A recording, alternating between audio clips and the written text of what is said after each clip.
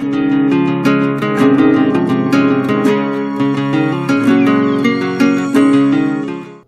welcome to Paddle and Hike. Today we're going to talk about cold soaking. Actually, we're going to talk about my favorite cold soaking meal. There's plenty out there. Cold soaking is such an easy way to eat.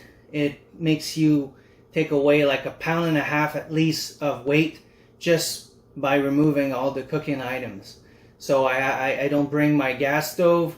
I don't have to bring my cans. Everything that I'm bringing to cook, I don't have to bring. The only thing I need is a pot and a spoon. So I usually go with a plastic spoon like this or a titanium spoon. There's many jars that you can use for cold soaking. A lot of people are using the Talenti ice cream jars, which I couldn't find here. First I started with like a Dollarama kind of jar like this.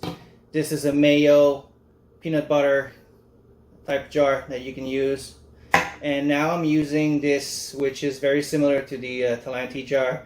It's a gelato jar. It's 562 ml, which is plenty enough for me, and I can scoop everything in there. The important thing about the jars that you're gonna bring is they're just screwing lid and they don't leak. So peanut butters jar are really popular because they shut tight.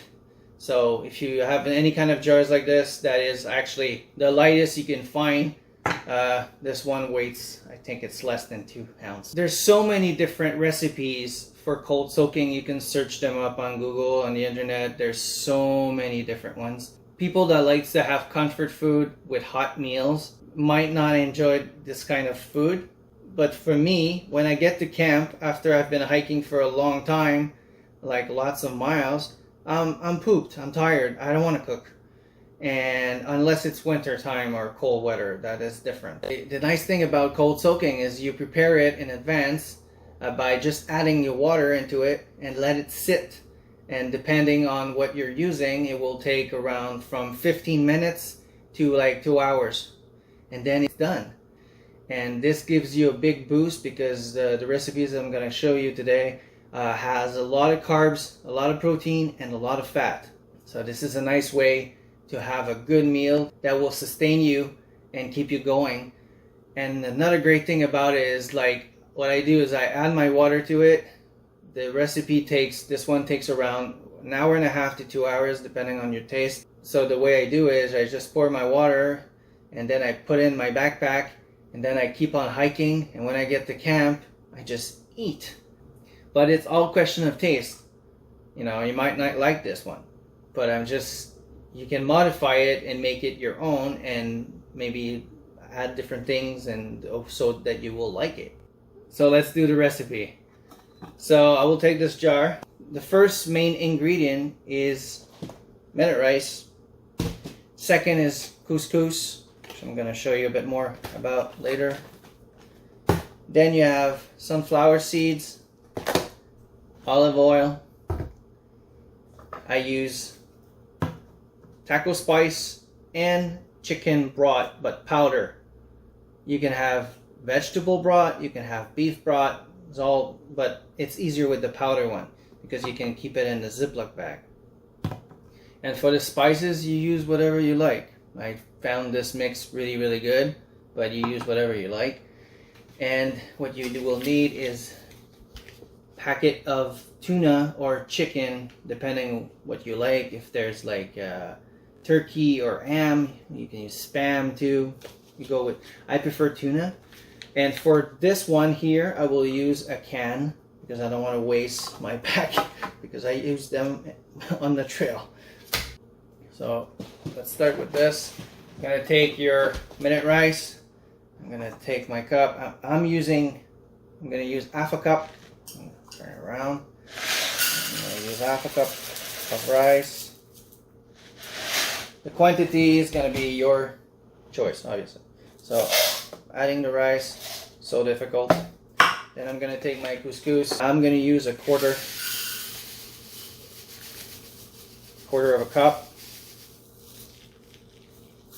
You add it to it. Then I'm going to take my sunflower seeds. I take around a spoon of it and I add it to it. You don't need that much. That you go to taste. And then you take your broth. Take around a spoon of it. This tastes good. I like chicken broth.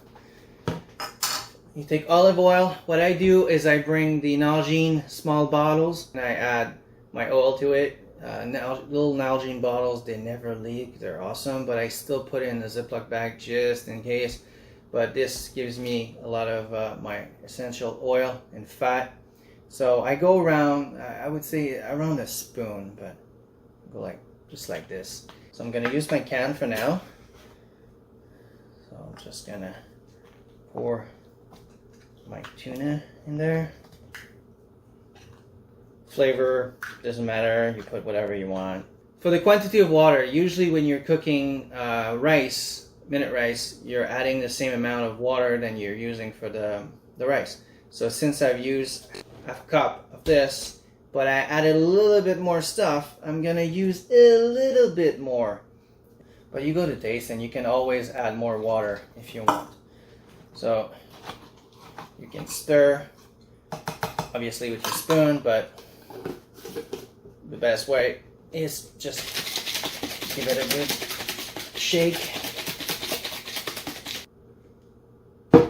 And then you let it sit for around 2 hours, and then it will be ready to eat.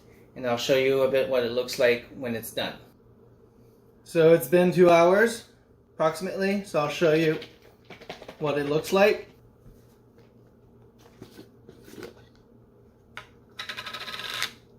Stir it a bit.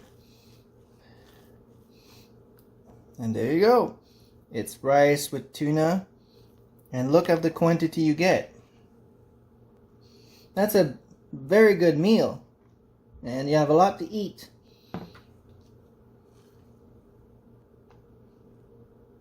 And there you go.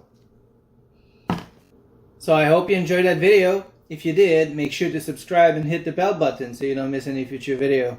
Thanks for watching. Bye bye.